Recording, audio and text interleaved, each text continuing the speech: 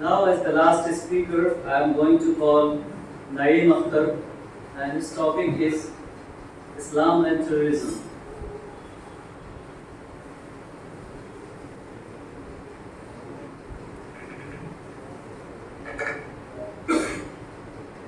Assalamu alaikum wa rahmatullahi wa barakatuh.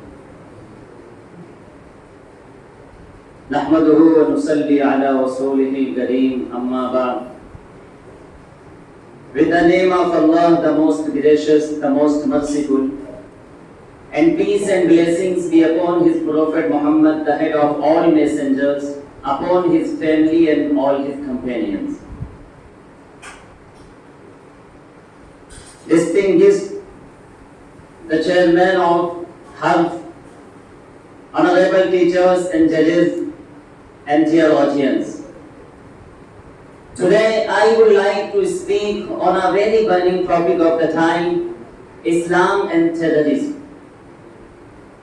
Dear audience, it is surprising enough to know that violent activities and terrorism is attributed to Islam, whereas it is the religion of peace and mercy, because the word of Islam, which means submission and surrendering to the will of the Almighty Allah, is derived from the word salam, which means peace. Even it is only Islam which raised the value of human life and equated it with the life of all the people of the world.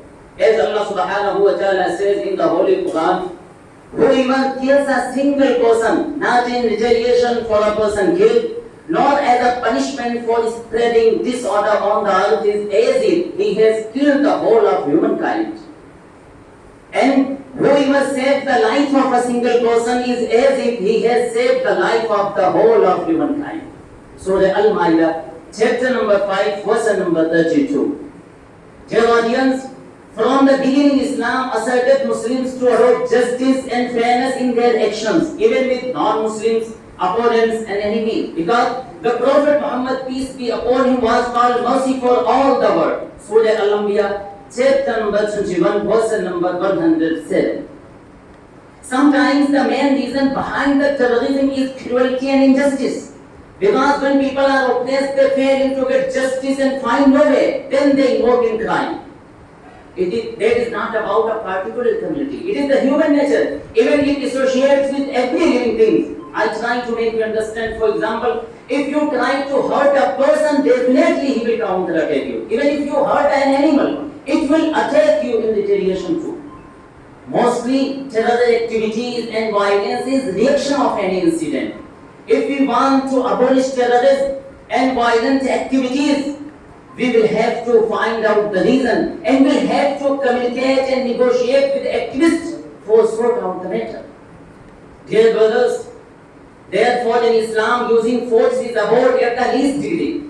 Fighting is permitted as only as the last option for self-defense. In this case too, unjust fighting and the violence is prohibited properly. As Allah subhanahu wa ta'ala said in the Holy Quran, permission to fight is given those against whom the fighting is launched. Surah Al-Hajj, chapter number 22, verse number 39.